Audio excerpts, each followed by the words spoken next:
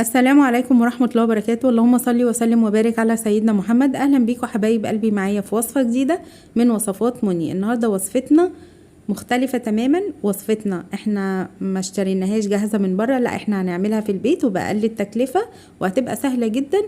هنعمل الفراخ المشوية، هنعملها بكل اسرارها وهقولك على سر تتبيلة رهيبة تطلع معاكي بالشكل وباللون ده وطعم وريحة مفيش بعد كده. لو عندك عزومة هتشرفك جدا في العزومات.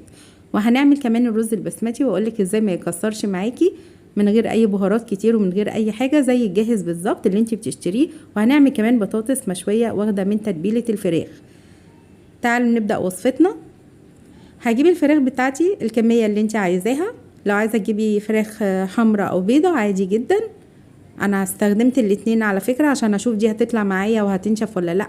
وجبت بطاطس كمان وقطعتها كده طرنشات. والبهارات بتاعتي كانت عبارة عن ملح، فلفل اسمر، كمون، كركم، كزبرة ناشفة، توم باودر، بصل باودر، والمرقة الفورية معايا.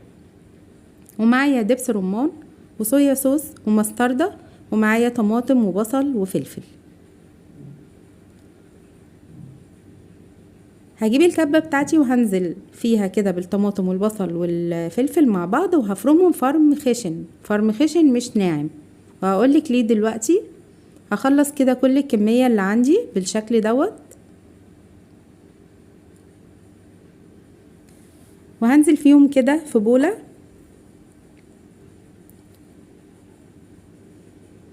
هيبقى خشن كده بالشكل ده. وهنزل بالبهارات كلها عليه. وهجيب فصين توم واقطعهم كده طرنشات، مش مهروسين، هيبقوا طرنشات، ده في الطعم احسن كتير. وهنزل بقى بدبس الرمان معلقة كبيرة، وصويا صوص برضو معلقة كبيرة، ومستردة معلقة كبيرة. ودول اساس وصفتنا النهاردة. وهنزل كمان بمعلقة خل كبيرة. المعلقة دي بقى هتخلي الفراخ من جوه طرية جدا وبجد روعة. وهنزل بمعلقتين زيت كبار ومعلقة عسل ابيض كبيرة، وهقلب دول كويس جدا مع بعض لحد ما الكل يمتزج مع بعض كويس جدا. وهديهم في الاخر كده عصرة ليمونة او نص ليمونة زي ما تحبي، مش هتبان ابدا ولا مزازة ولا اي حاجة. اما تعمليها هتحسي جدا بالفرق. هجيب الفراخ بتاعتي هرصها كده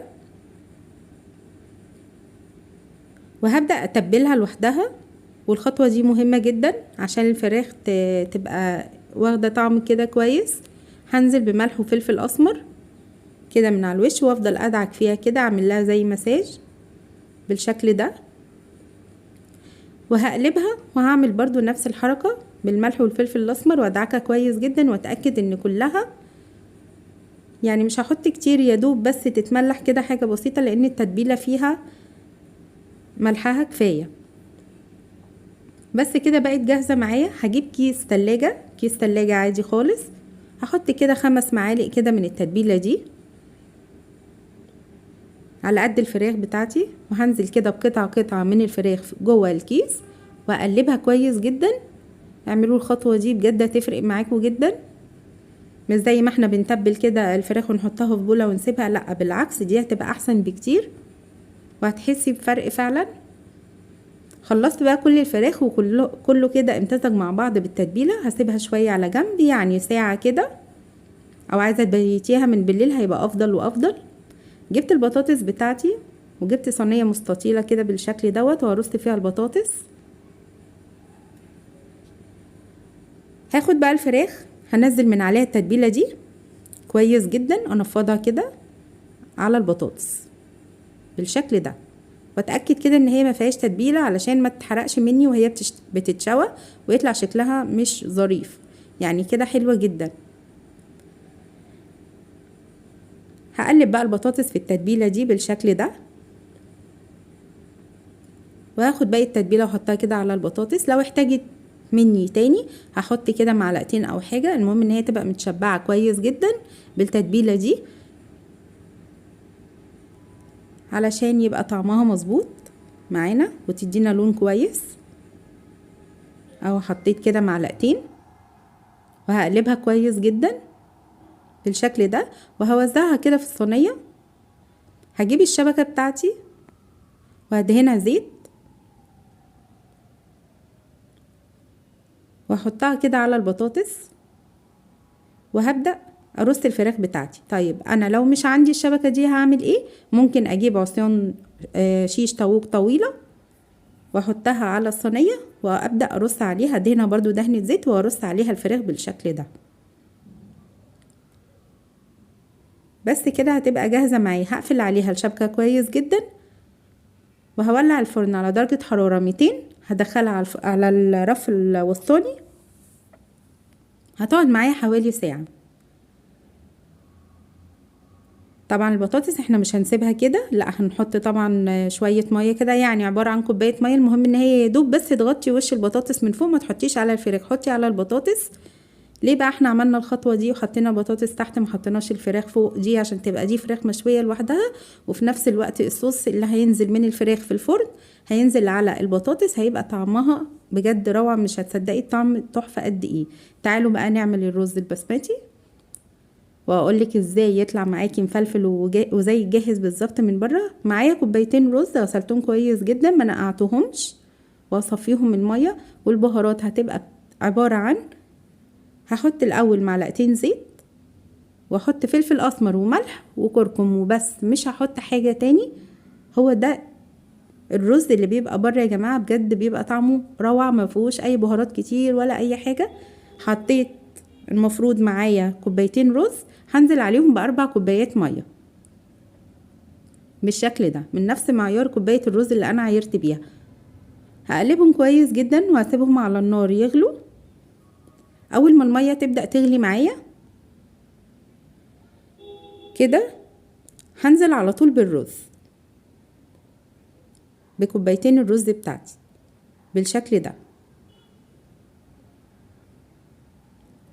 هقلبها كده تقليبه بسيطه وهشوف كده طعم الملح مظبوط ولا لا. هسيبها تتشرب على النار، ولما يعني الميه تروح منها كده تماما تنشف، هنقلها على نار واطيه ووطي عليها لمده ربع ساعه. هتبقى جاهزه معايا. هنا الفراخ استوت معايا، هختبرها بشوكه كده. تعالوا بصوا كده نطلعها مع بعض، بجد تحفه جدا. ريحتها يا جماعه كانت رهيبه. كل بقى الصوص اللي في الفراخ دوت ما نزلش بقى في الصينيه كده او نزل على ورق فويل وهنرميه في الاخر، لا هو نزل على البطاطس، اخدت كده من طعم التتبيله، وبجد طعمها روعه روعه مفيش بعد كده. ده بقى الرز حطيته كده في طبق التقديم، وهبدا بقى ايه انزل بالفراخ كده بالشكل ده. بصوا الجمال، شكلها حلو جدا. لو ما عندكيش الشبكه دي ما عادي جدا، زي ما قلت لك اعملي كده بعصيان الشيش طاووق برضه هتطلع حلوه جدا.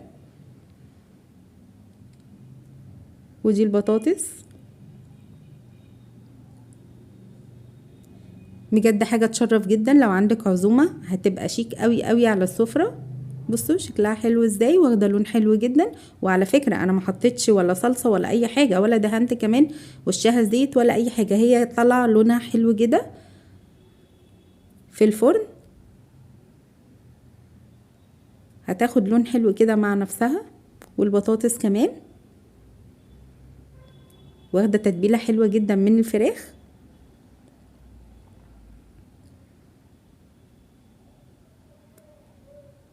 بجد جربيها، مش هتندمي ابدا ان انتي جربتي الوصفه دي. بصوا الجمال.